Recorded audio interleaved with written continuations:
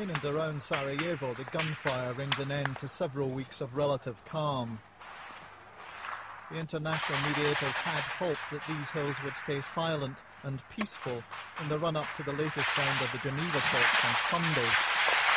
The intense fighting involving both Muslim and Serb forces firmly puts paid to those hopes.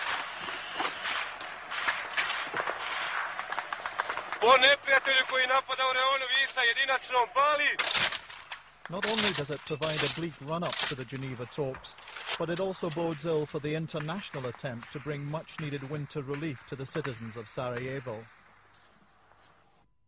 Fighting was widespread outside the capital too, with reports of heavy clashes around Tuzla.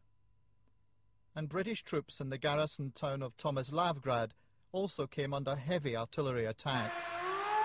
The town was hit by more than 100 artillery shells throughout this morning and the early part of the afternoon. The UN garrison there is home to British engineers, transport specialists and other troops. If all that weren't a bleak enough background for Geneva, the leader of the Bosnian Serb military, General Mladić, says that if the Allies attack Serbs to enforce a UN no-fly zone over Bosnia, he's ready to hit back. I u svakom slučaju ne bi gledali da nas avioni tuku, a da im ne odgovorimo.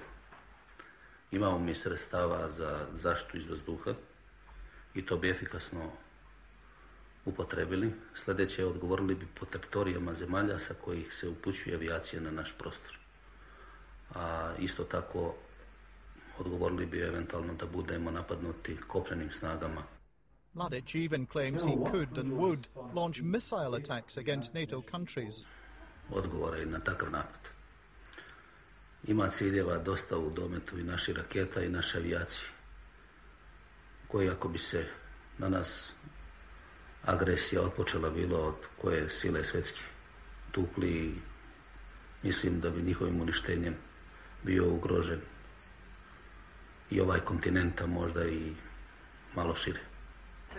Defence analysts don't take that threat at all seriously or literally, but the general is already credited with having done all he can to stall the Geneva talks, and his latest message seems clear. He does have the capacity, simply by virtue of the kind of terrain that Bosnia and Herzegovina abounds in, to make life difficult for any ground forces that might find themselves there. But he has no capacity to interfere in a significant way with Western aviation that would be over Bosnia and Herzegovina, nor certainly does he have the capacity to launch missiles at far distant countries.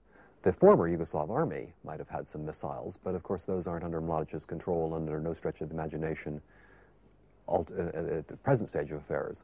Would the Serbs dream of launching them? So what message is he sending to the Geneva talks on Sunday?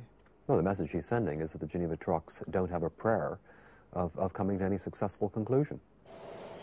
The question now is how much the Bosnian Serbs' political leader, Radovan Karadzic, shares the views of General Mladić or is influenced by him. Or indeed how much Serbian President Milosevic sympathizes with General Mladić. With his election victory safely behind him, Milosevic is confirmed as the man with the real power among the Serbs.